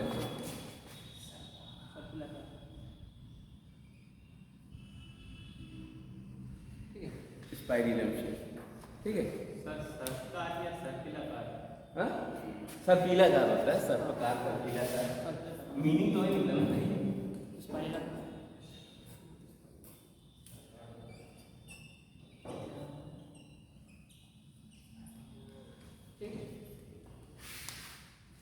कसाब क्या होता है? हाँ कसाब, कसाब, वो क्या होता है? कसाब तो आतंकवादी हम जानते थे यार, ऐसा ये क्या है? कहाँ लिखा हुआ है। अच्छा हाँ ये अभी बता रहे फ्लैजिला के बारे में बोला है, फ्लैजिला को कसाब बोलते हैं, कसाब है ये, वो कसाब था। टेररिस्ट क्लास लेके आ गया बायो क्लास में, इतना समझ में आया कि नहीं, ये 4 शेप होते हैं, चारों शेप के नाम याद रखने हैं, क्या क्या शेप होते हैं, बेसिलस होता है, कोकस होता है, विब्रियो होता है और स्पाइरिलम होता है, 4 होते हैं, ठीक। स्पाइरिलम का एग्जांपल लिख सकते हो ट्रिपेनियमा पैलिडियम, स्पाइरिलम का एग्जांपल लिख लो ट्रिपेनियमा पैलिडियम। इससे क्या कॉज करता है, सिफिलिस कॉज करता है। नाम सुना है बीमारी का, सिफिलिस सुना है ना, ये क्या होता है, एसटीडी होता है सिफिलिस। ट्रिपेनियमा पैलिडियम, ट्रिपेनियमा पैलिडियम, ये बैक्टीरिया का नाम है, ये बैक्टीरिया एक बीमारी कॉज करती है जिसको बोलते हैं सिफिलिस। सिफिलिस होता है क्या, एसटीडी होता है। एसटीडी जानते हो तुम क्या होता है, एसटीडी, एसटीडी हमारे जमाने में इससे फ़ोन किया जाता था, तुम लोग के ज़माने में नहीं किया जाता था, तुम लोग छोटे थे तो देखे थे इससे फ़ोन, एसटीडी पे जाके एसटीडी बूथ में फ़ोन करते थे। अच्छा अच्छा। अभी लेकिन ये यहाँ पे एसटीडी नहीं है, यहाँ पे एसटीडी का मतलब क्या है, सेक्सुअली ट्रांसमिटेड डिजीज, ठीक है, कोई भी ऐसी बीमारी जो ड्यूरिंग सेक्स ट्रांसमिट होती है उसको हम बोलते हैं एसटीडी। जैसे एड्स हो गया, वैसे ही सिफिलिस भी है, एक एसटीडी है। देखो क्वेश्चन आता है नीट में, कभी कभी डिजीज वाला चैप्टर हम 12th में पढ़ेंगे तो वहाँ से ढेर सारे क्वेश्चन आएंगे, तो अभी भी थोड़ा बहुत याद करते चलेंगे चीज़ें तो याद हो जाएंगी, ठीक है। सिफिलिस ट्रिपेनियमा पैलिडियम क्या होता है, उससे क्या होता है, सिफिलिस होता है, और सिफिलिस क्या है, एसटीडी है। उसका विब्रियो का लिख दो, विब्रियो कोलेरी, विब्रियो शेप का लिख दो, विब्रियो कोलेरी। क्या कॉज करता है, डिसेंट्री कोलेरा।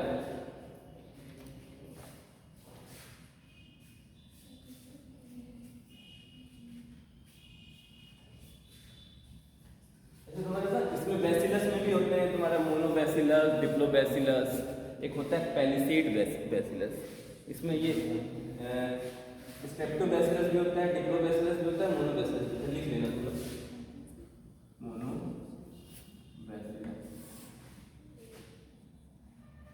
डिप्लोबैसिलस।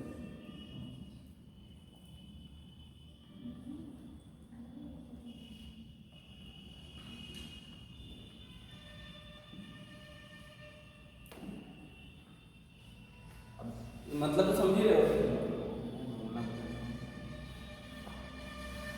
मतलब समझ रहे हो ना। एक ये सिंगल है तो कैसे है, मोनोबैसिलस है। अगर ये दो होगा और यहाँ पे तो डिप्लोबैसिलस होगा। एक पूरी चेन हो जाए तो स्ट्रेप्टोबैसिलस होगा। एक होता है चौथा, इसमें लिखना कहीं कहीं लिख देना है, पैलिसेड बैसिलस। पैलिसेड बैसिलस में क्या होता है, स्टैकिंग होती है, पाइलिंग होता है, एक के ऊपर एक रखे होते हैं, ठीक है। तो उसको हम लोग बोलते हैं पैलिसेड बैसिलस, ठीक है। इन बैक्टीरिया के ऊपर फ्लैजिला पाए जाते हैं। अच्छा, एक वर्ड सुने होंगे ट्राइकोलॉजी, साइंस का एक ब्रांच है ट्राइकोलॉजी। क्या होता है ट्राइकोलॉजी? यार जीके भी नहीं पढ़े बचपन में? क्या होता है ट्राइकोलॉजी? इसमें हम लोग हेयर्स की स्टडी करते हैं, बालों कैसे सुंदर बनाए हैं, कैसे, क्या बोल रहे हैं थोड़ा, STD, DDH, DDH क्या होता है? DDH मुझे पहली बार सुन रहा हूँ, बालों में होता है। फुल फॉर्म शायद बताओ, समझ आ रहा है, कभी नहीं आ रहा है होगा। बेसिकली बाल किससे बने होते हैं? कल क्लास में कौन था, बाल किससे बने होते हैं? माइक्रोट्यूब्यूल पढ़ रहे थे, माइक्रोट्यूब्यूल पढ़ा था कल? सर ये वाले बाल? हाँ यही वाले बाल, ये सुंदर घने बाल जो है किससे बने होते हैं बताओ? माइक्रोफिलामेंट पढ़ा था, किससे बना होता है? इंटरमीडिएट फिलामेंट किससे बना? इंटरमीडिएट फिलामेंट किससे बना? साइटोस्केलेटन कल पढ़ रहा था ना, 3 टाइप के साइटोस्केलेटन होते हैं। एक होता है माइक्रोट्यूब्यूल होता है, एक होता है तुम्हारा इंटरमीडिएट फिलामेंट, एक होता है माइक्रोफिलामेंट। इंटरमीडिएट फिलामेंट किससे बना होता है? केराटिन से बना होता है। किससे होता है? केराटिन से। और हमारे बाल भी किससे बने होते हैं? केराटिन से। और भी हमारे बॉडी में चीज़ें जो केराटिन से बना होता है, नाखून जो होता है, ठीक। तो हम लोग स्टडी ऑफ हेयर में क्या बोलते हैं? ट्राइकोलॉजी।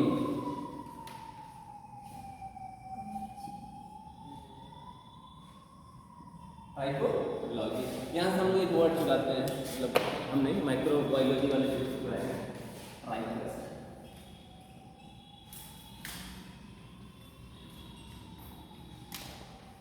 अब फ्लैजिला को इन्होंने, बैक्टीरिया के ऊपर जो फ्लैजिला का अरेंजमेंट है उसको इन्होंने बोला है कि अगर उसका नाम इन्होंने देना है उसके आगे इन्होंने ट्राइकस लगा दिया है। ट्राइकस का मतलब बाल। तो फ्लैजिला ऐसा बाल जैसा ही तो स्ट्रक्चर होगा बैक्टीरिया में। देखे यार, लैपटॉप लाने वाले थे भूल गए तुम लोग के लिए, मैंने डाउनलोड भी कर लिया था कुछ एनिमेटेड वीडियो वगैरह, दिमाग से उतर गया था। ये तो वो दिखा देते थे, आधा चीज़ें ऐसे कर रहे थे, कल दिखा देते। तो इन्होंने क्या किया है, ट्राइकस से डिनोट किया। अब देखते कैसे डिनोट किया, भी समझ में आता है। कोई बैक्टीरिया है,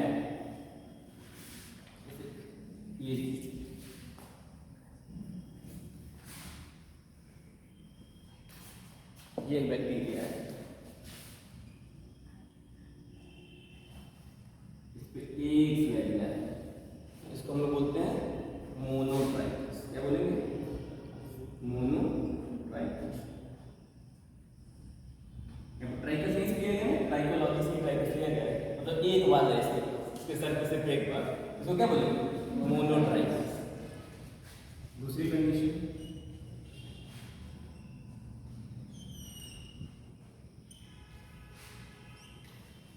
दोनों साइड में एक बात, एक सर्कल का एक पैर, इसको क्या बोलेंगे? एम्फीट्राइकस।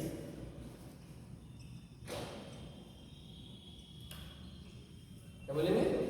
एम्फीट्राइकस।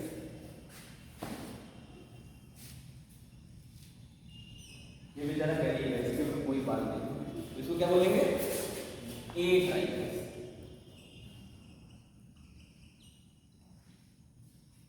क्या बोलेंगे? ए ट्राइकस।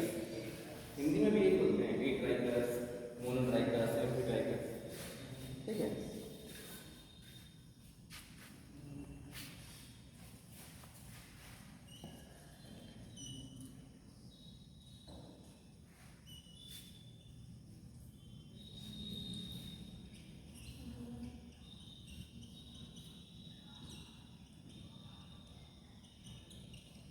जब ट्रफ या झुंड हो बाल के एक साइड में, सर पे ढेर सारे बाल हैं, इस कंडीशन में क्या बोलेंगे? सिफेलोट्राइकस। क्या बोलेंगे? सिफेलोट्राइकस।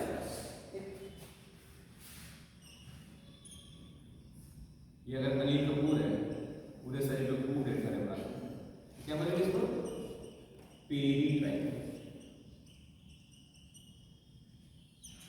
बोलेंगे इसको पेरीट्राइकस। तो चारों तरफ खूब ढेर सारे बाल हैं, तो ये बैक्टीरिया का क्या है? अनिल कपूर है, इसको क्या बोलेंगे? पेरीट्राइकस।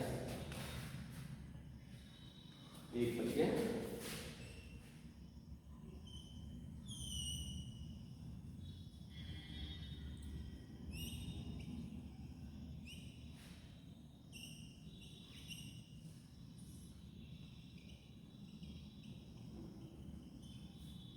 इसके दोनों साइड पे ट्रफ ट्रफ है, तो इन दोनों में डिफरेंस याद रखना है, एम्फीट्राइकस और लोफोट्राइकस। लोफोट्राइकस में क्या है? दोनों साइड पे बाल के पूरे झुंड है, टफ टफ हेयर्स है। यहाँ पे सिर्फ सिंगल है, तो अगर सिंगल है तो एम्फीट्राइकस बोलेंगे। बाल झुंड में ढेर सारे दोनों साइड में, तो क्या बोलेंगे? लोफोट्राइकस बोलेंगे। लोफोट्राइकस क्या बोलेंगे? लोफोट्राइकस। लोफो।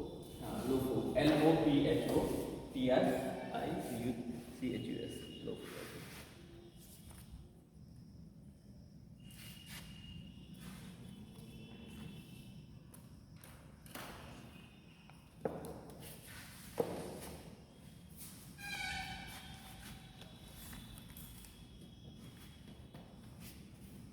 इतना समझ में आया? फ्लैजिला के बेसिस पर मतलब डिवीजन पूछेगा कि on the basis of flagella divide the bacteria, तो डिवाइड कर देंगे ना, कितने टाइप में डिवाइड करेंगे? 1 2 3 4 5 6 हो गया ना। सबसे पहले क्या बोलेंगे? ए ट्राइकस के बाद कुछ नहीं है, शरीर वैसा है। उसके बाद क्या आएगा? मोनोट्राइकस, एक है, सिंगल। उसके बाद क्या आएगा तुम्हारा? एम्फीट्राइकस, जिस पे दोनों साइड में लगे हैं। फिर आएगा तुम्हारा सिफेलोट्राइकस, जिसके सर पे सिर्फ बाल है, बाकी और कहीं नहीं बाल। फिर आएगा तुम्हारा लोफोट्राइकस, जिसको दोनों साइड में बाल है। और लास्ट में आएंगे पेरीट्राइकस, इसकी पूरे बॉडी पे ढेर सारी फ्लैजिला। बाल मतलब फ्लैजिला है, यहाँ पे याद रखना। मैं बाल बोल रहा हूँ, तुम लोग एग्जाम में बाल मत समझ लेना, ठीक है? फ्लैजिला बाल होता है? हाँ? बाल होता है तो मतलब पैर होता है? ये फ्लैजिला बाल नहीं होता है, हेयर लाइक ग्रोथ होती है, आउट ग्रोथ होती है, हेयर लाइक होती है, इसलिए हम लोग बाल से वो कर रहे हैं। ये होता है फ्लैजिला। फ्लैजिला हेल्प करता है तुम्हारे मूवमेंट में। इतना क्लियर हो गया ना? याद है?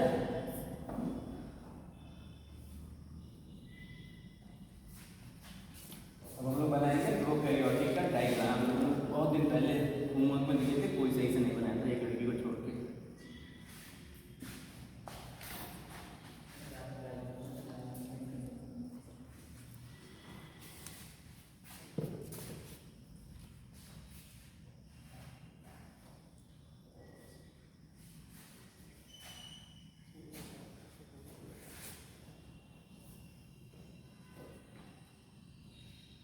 ये सबसे आउटर मोस्ट लेयर जो होती है प्रोकैरियोटिक की, क्या होती है?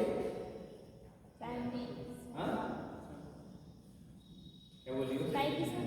क्या? काय की आपने पूछी? प्रोकैरियोटिक की जो सबसे आउटर मोस्ट लेयर होती है वो क्या होती है? Primary cell wall. Cell wall नहीं, क्या होता है? तुम तो मतलब उससे भी गए थे। ग्लाइकोकैलिक्स, कौन याद करे यार? 3 लेयर्स होते हैं ना, सबसे आउटर मोस्ट लेयर क्या होती है? ग्लाइकोकैलिक्स, ठीक है? ग्लाइकोकैलिक्स।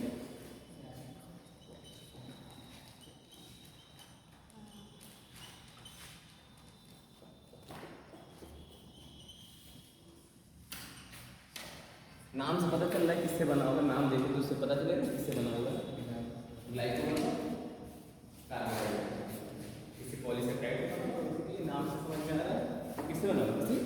कार्बोहाइड्रेट या पॉलीसेकेराइड से बना होगा। ठीक, ग्लाइकोकैलिक्स। ग्लाइकोकैलिक्स दो टाइप के होते हैं, एक हम लोग बोलते हैं कैप्सूल, दूसरे को क्या बोलते हैं? स्लाइम।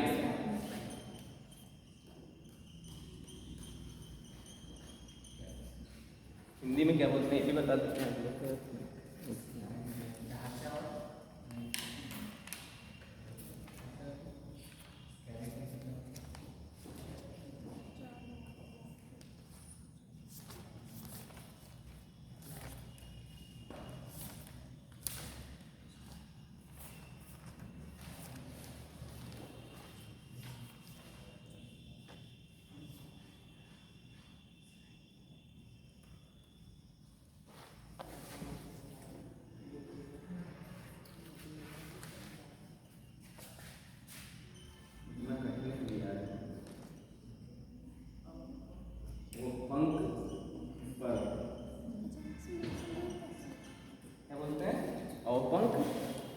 क्या हो रहा है अंधेरा है? और इसको बोलते हैं संपुटिका।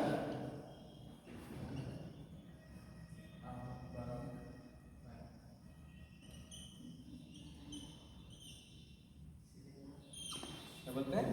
संपुटिका। ये नया ठीक। ये कैप्सूल होता है, ये कैसा होता है? थिक होता है, ये थिक लेयर होता है। और कैसा होता है? टाइट होता है। तो स्लाइम लेयर वो कैसी होती है? लूज। ठीक, ये सब हम लोग पढ़ चुके हैं, फिर से हम रिवाइज कर रहे हैं। तो ग्लाइकोकैलिक्स को हमने दो टाइप में बांट दिया, एक को कैप्सूल, दूसरे को स्लाइम लेयर। फिर ग्लाइकोकैलिक्स के जस्ट नीचे क्या होता है? बोलो, कोई बोल नहीं रहा भाई।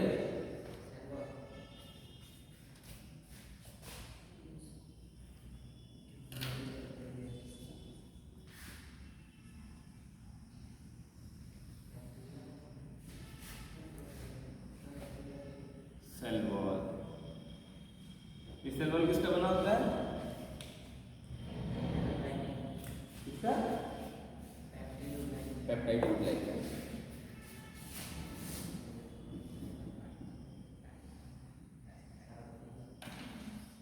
इसी को कौन नाम देते हैं?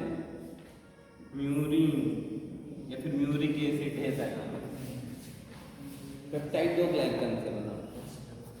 पेप्टाइडोग्लाइकन बॉन्ड्स देख के हम इसको तोड़ पाएंगे?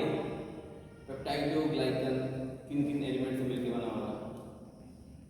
तोड़ो। पेप्टाइडोग्लाइकन को दो पार्ट में तोड़ दिए, एक को बोल सकते हैं पेप्टाइड, बोल सकते हैं कि नहीं, और दूसरे को ग्लाइकन। ग्लाइको पेप्टाइड का मतलब क्या पढ़ा रहे तुम लोग? कर क्या रहे हो भाई? पढ़े थे ना प्रोटीन, पढ़ा था, याद है प्रोटीन? प्रोटीन का सबसे छोटा यूनिट क्या होता है? अमाइनो एसिड, अमाइनो अम्ल। ठीक है, फिर अमाइनो अम्ल मिलके जब बनाता है, चेन बनाता है, तो क्या बनाता है?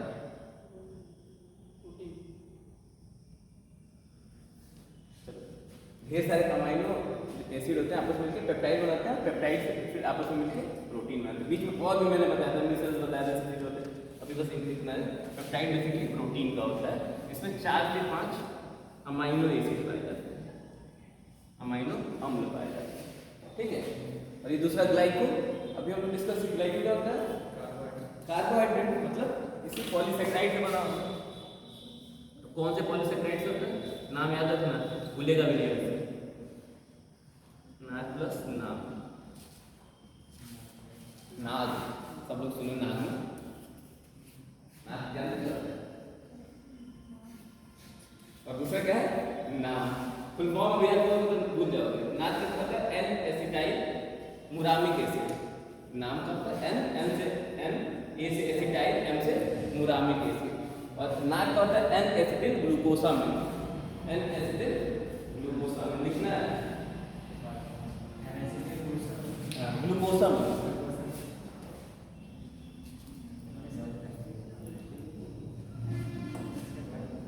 इंग्लिश नहीं, हिंदी में भी यही नाम होता है।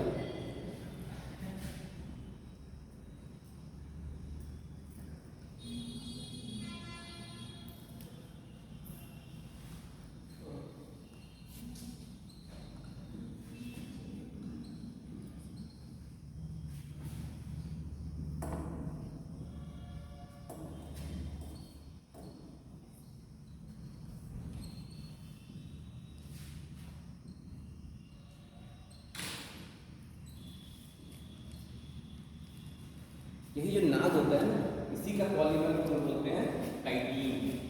इसका अगर पॉलीमर बनाते हैं तो क्या हो जाएगा? काइटिन। समझ में आ रहा है? अरे मैं बोला कि ये जो पेप्टाइड और ग्लाइकन है, ये दो चीज से बना है, पेप्टाइड और ग्लाइकन। पेप्टाइड में 4 से 5 अमाइनो एसिड होता है। ये जो ग्लूकोज वाला कार्बोहाइड्रेट वाला पार्ट है, 2 टाइप के कार्बोहाइड्रेट से मिलकर बना होता है। एक का नाम है नाम, एक का नाम है नाग।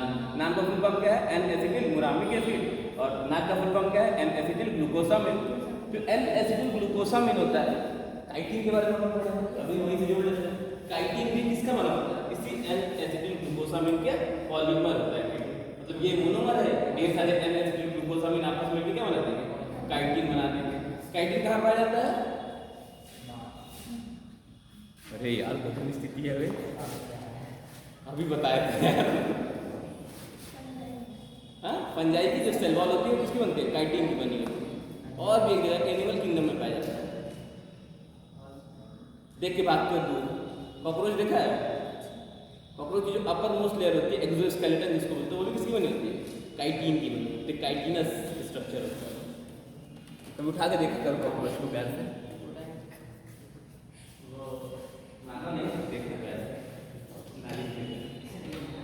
ठीक है, इतना समझ में आया? फिर इसके अंदर एक और लेयर होगी।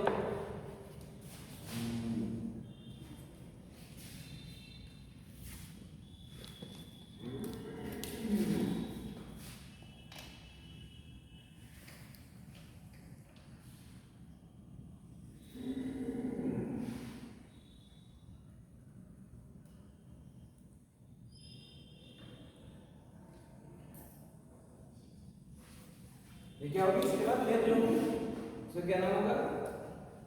सबसे पहले ग्लाइकोकैलिक्स हो गया, फिर इसके बाद सेल वॉल हो गया, फिर क्या होगा?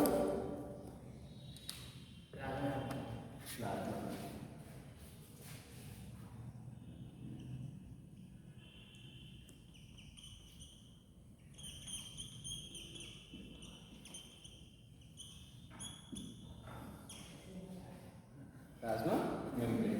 प्लाज्मा मेम्ब्रेन यूकैरियोटिक और प्रोकैरियोटिक में कैसे मिलता है? दोनों में क्या डिफरेंस है? यूकैरियोटिक प्लाज्मा मेम्ब्रेन में और प्रोकैरियोटिक प्लाज्मा मेम्ब्रेन में क्या डिफरेंस है? खुल के बोलो, डर गया मैं। तुम ही मतलब, और लोग बताओ क्या डिफरेंस है? क्या सर? प्रोकैरियोटिक और यूकैरियोटिक प्लाज्मा मेम्ब्रेन में क्या डिफरेंस है? सोई रहती है क्या? बताओ यार कोई।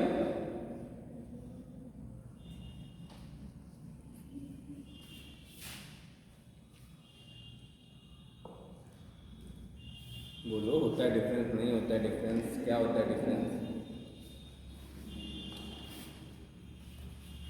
अरे कोई डिफरेंस नहीं होता है। वो भी लाइकोपोलिक किसका बनाता है? तो बताओ, यही बता दो किसका बना होता है?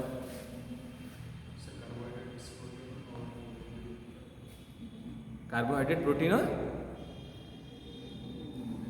लिपिड। हाँ, 3 चीजों से बना होता है। लिपिड, कार्बोहाइड्रेट और प्रोटीन। आरबीसी का प्लाज्मा मेम्ब्रेन में सबसे क्या पड़ता है? आरबीसी के प्लाज्मा मेम्ब्रेन में कौन सा कंपोनेंट सबसे ज्यादा है? लिपिड ज्यादा पाया जाता है, प्रोटीन या कार्बोहाइड्रेट? क्या पाया जाता है? प्रोटीन। कार्बोहाइड्रेट हमेशा सबसे कम पाया जाता है, 2 से 3% कार्बोहाइड्रेट। मैक्सिमम डिफरेंस होता है तुम्हारा लिपिड और प्रोटीन के बीच में होता है। आरबीसी में प्रोटीन ज्यादा पाया जाता है। ऐसा पढ़े हो तुम, याद करो फिर से। कैसे प्लाज्मा मेम्ब्रेन की स्ट्रक्चर कैसी होती है? स्ट्रक्चर का नाम है सेल वॉल में चलेगा, वो भी यूकैरियोटिक के सेल में चलेगा, मतलब प्रोकैरियोटिक पढ़ रहे हैं। प्लाज्मा मेम्ब्रेन का पूछते हैं। Lipid bilayer, embedded with protein and carbohydrate.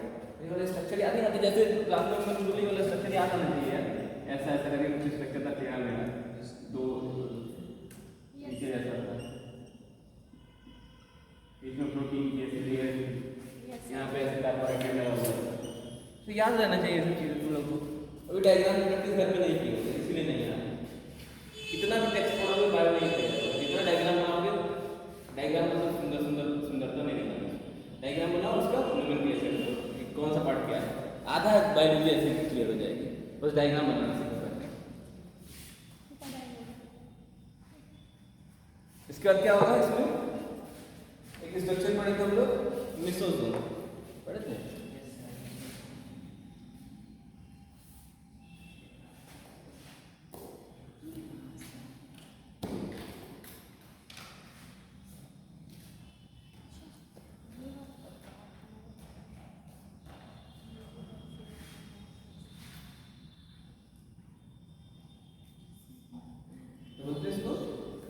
मेसोजोम या मेसोजोम जो भी बोले, तुम्हें बोलने का मेसोजोम बोलते हैं, ठीक।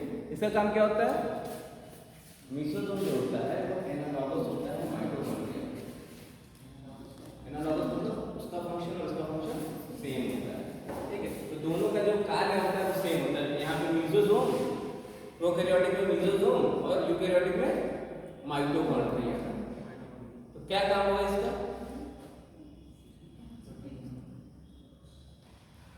माइटोकॉन्ड्रिया प्रोटीन बनाती है, क्या बनाती है, एनर्जी बनाती है,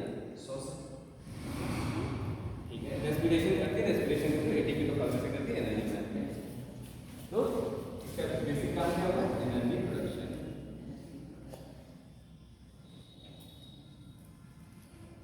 जब सही है हम लोग क्यों डर जाते हैं, कॉन्फिडेंस आना चाहिए। एग्जाम में यही कॉन्फिडेंस काम देगा, 4 ऑप्शन देंगे, जो याद रहेगा सब भूल जाएगा, अच्छा ये भी हो सकता है, ये भी हो सकता है, कॉन्फिडेंस है नहीं, गलत मार्के से। कॉन्फिडेंस बहुत जरूरी है एग्जाम में, गलत ही कॉन्फिडेंस होना चाहिए, कभी कभी गलत कॉन्फिडेंस साथ में रहता है, ओवर कॉन्फिडेंस कॉन्फिडेंस, ठीक। तो मेसोजोम का क्या काम होता है, मेसोजोम क्या होता है, इन्वेजिनेशन ऑफ प्लाज्मा मेम्ब्रेन।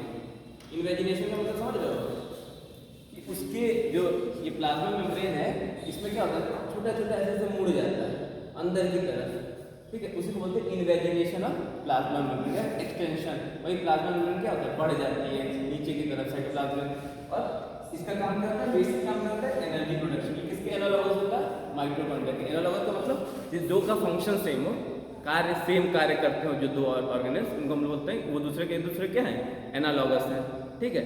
तो ये एनालॉगस किसके, मेसोजोम के, ठीक। कुछ मेसोजोम में आपका, अब ये कुछ प्रोकैरियोटिक फोटोसिंथेसिस भी करते हैं, कुछ में क्लोरोप्लास्ट भी पाया जाएगा कि नहीं पाएगा, उसको हम लोग क्या बोलेंगे, उस मेसोजोम को क्रोमैटोफोर बोलेंगे।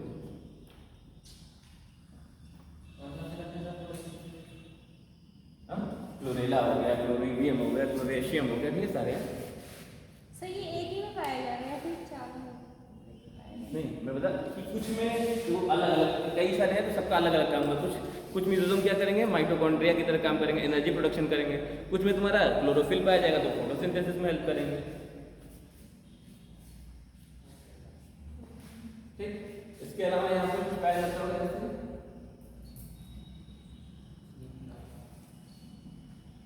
क्या बोलेंगे,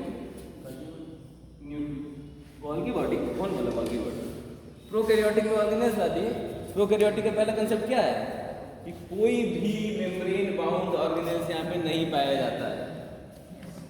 क्या हो गया,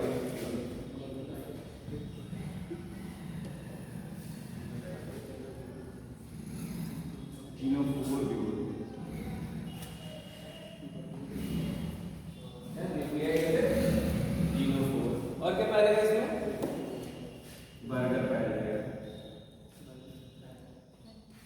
राइबोसोम,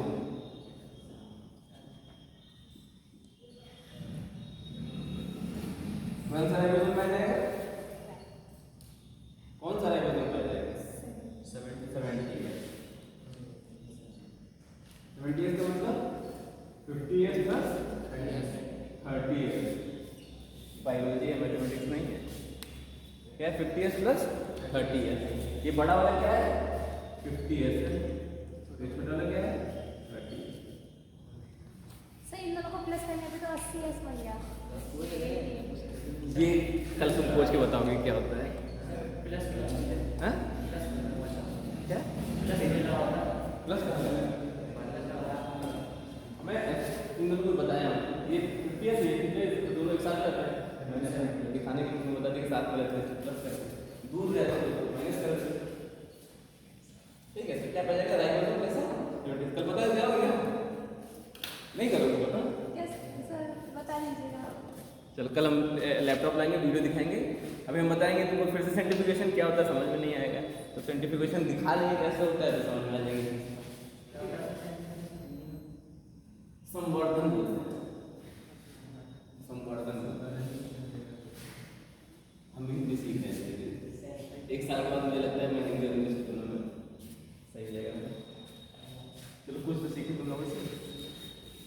ठीक है इतना समझ में आ गया कि नहीं, और क्या क्या स्ट्रक्चर पाया जाएगा बताओ। कुछ मिसिंग है यहाँ पे देखो बताओ क्या। ग्लूकोज नहीं पाया जाता। अरे ग्लूकोज क्या होता है सर आपने बताया था ना इसमें। देखो कहाँ क्या लिखा है और बता तुम बताओ और क्या पाया जाएगा। अरे भाई जीव दर्द के बारे में नहीं बताया साइटोप्लाज्म।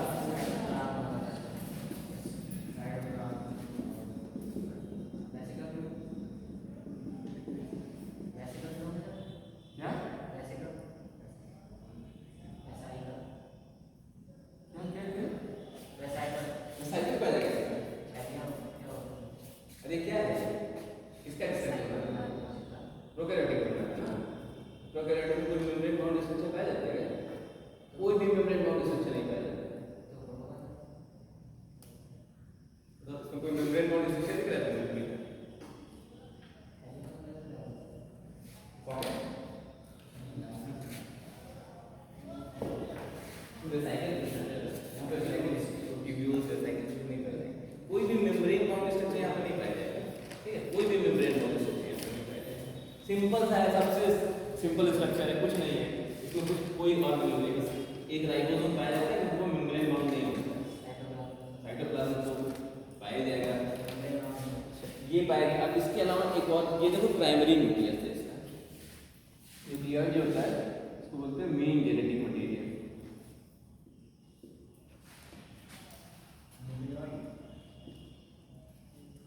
न्यूक्लियर को क्या बोलते हैं मेन जेनेटिक मटेरियल। इसके अलावा इसके पास एक और जेनेटिक मटेरियल मिलता है यहाँ पे कहीं तो भूलता हूँ।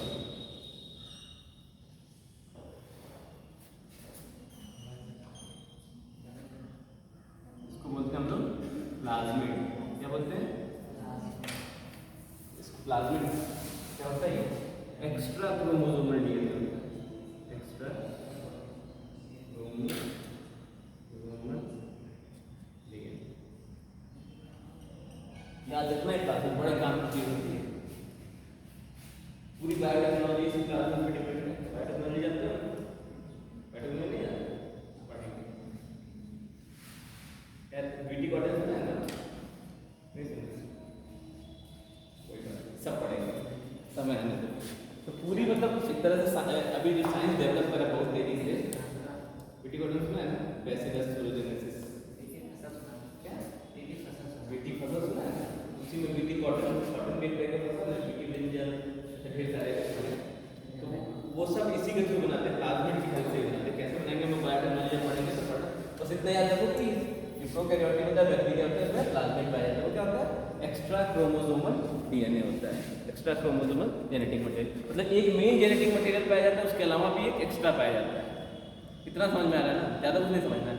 एक मेन न्यूक्लियस है जो ब्रेन ऑफ द सेल होगा, उसके अलावा साइड में भी न्यूक्लियस है, छोटा सा न्यूक्लियस है डीएनए है, वो डबल स्टैंडर्ड सर्कुलर डीएनए होता है, डबल स्टैंडर्ड सर्कुलर डीएनए होता है जिसका नाम होता है प्लाज्मिड बोलते हैं।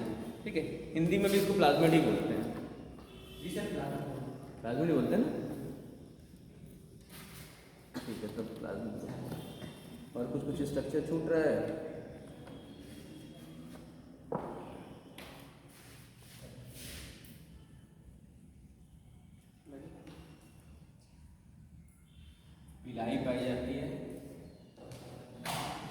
कहाँ बनाया है जगह?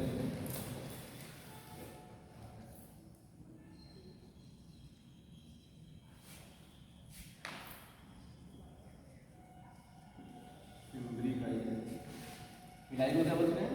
रोम। फिम्बरी सर ये कहाँ पे पाई जाती है? ये इसके ऊपर सेल है, यस सर। ये इसमें मतलब छोटे में बना दिए, एक बड़ा सा फ्रेमिला पाया जाएगा, छोटे छोटे पिलाई पाए जाएंगे और फिम्बरी पाए जाएंगे। ठीक है। पिलाई देखो दो टाइप का होता है, एक बड़ा होता है पिलाई, एक छोटा होता है पिलाई। पिलाई कैसे होता है? दो टाइप होते हैं, एक छोटी पिलाई होते हैं, बड़े होते हैं। ठीक है, लॉन्ग और स्मॉल। तो लॉन्ग वाला होता है वो हेल्प करता है कॉन्जुगेशन में।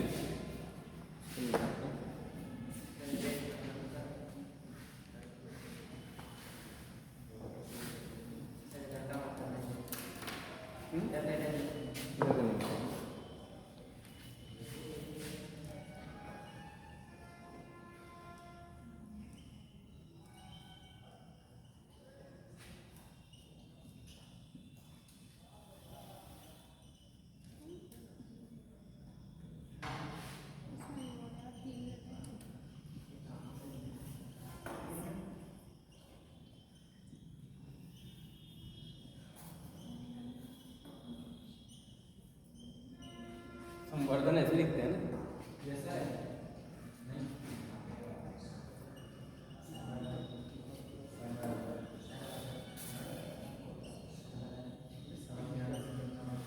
देखो दो टाइप की पिलाई होती है, एक होता है तुम्हारा स्मॉल होती है और एक होती है लॉन्ग होती है। मतलब स्मॉल मतलब छोटी होती है, एक बड़ी होती है।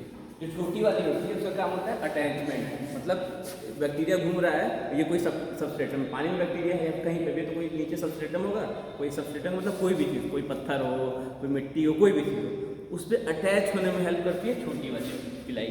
जो बड़ी वाली पिलाई होती है वो कॉन्जुगेशन में हेल्प करती है।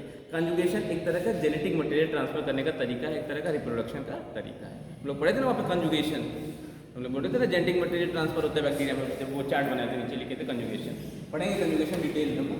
तो ये संवर्धन में बड़ी वाले काम करते हैं और स्मॉल पिलाई जो होता है अटैचमेंट में काम करता है। तो जो फिम्बरी होती है, फिम्बरी हेल्प करती है मूवमेंट, इसमें हेल्प करती है मूवमेंट। इसके अलावा इसके पास क्या होता है? फ्लैजिला।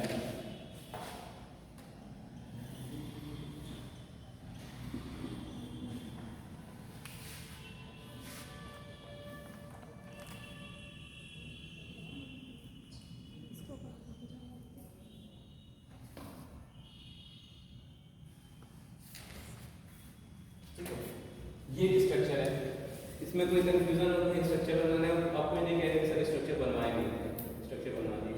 इसमें एक चीज़ और नोट करना है, ये जो राइबोसोम है, कल हम लोग डिस्कस किए थे, आज फिर से बोल देते हैं कि जो प्रोकैरियोटिक होता है इसमें जो राइबोसोम पाया जाता है वो कैसे पाया जाता है? पॉलीसिस्टोनिक।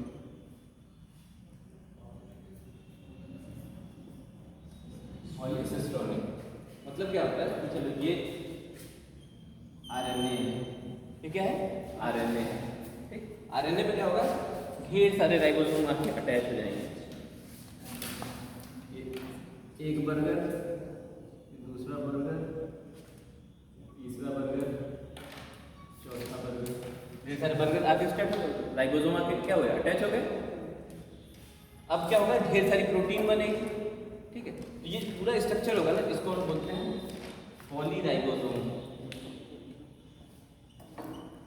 पॉलीराइबोसोम या फिर बहुराइबोसोम।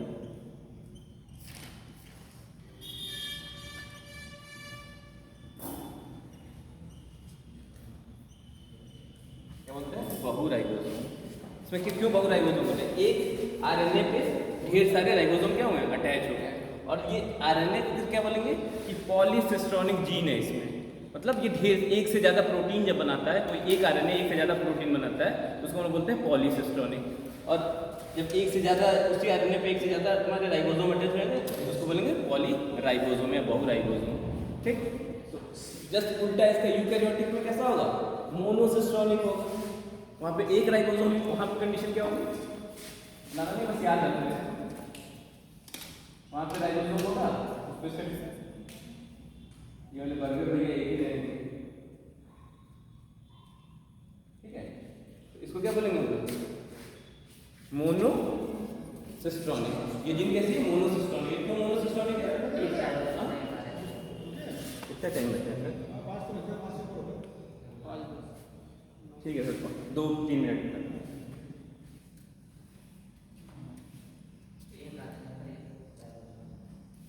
हाँ, एक राइबोसोम मिलता है, उसको क्या बोलते हैं? मोनोसिस्टोनिक बोलते हैं। उस जीन को मोनोसिस्टोनिक बोलते हैं, मतलब ऐसा जीन जिससे सिर्फ एक प्रोटीन बनती है उसको मोनो बोलते हैं, और बहुत ज़्यादा बनेगी तो पॉलीसिस्टोनिक बोलेंगे। सिस्टोन के बारे में हम लोग पढ़ेंगे आगे नेक्स्ट क्लास में।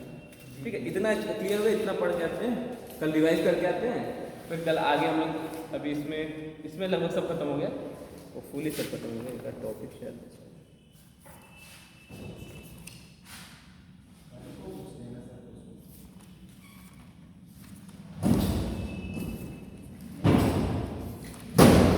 नहीं है, बस बीमारी डिजीज़ के नाम कुछ लिखवाने हैं, कुछ डिजीज़ के नाम लिखवाने हैं, तो डिजीज़ के नाम हो जाएंगे, फिर हो जाएगा। अटेंडेंस 1 मिनट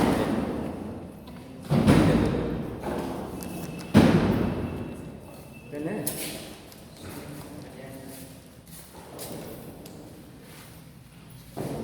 सुमित आया है, वैस भी आया है, गौरेंद्र नहीं आया है,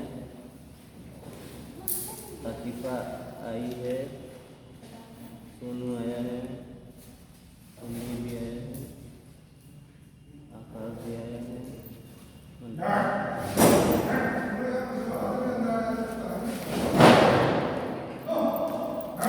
इसको बंद करना है।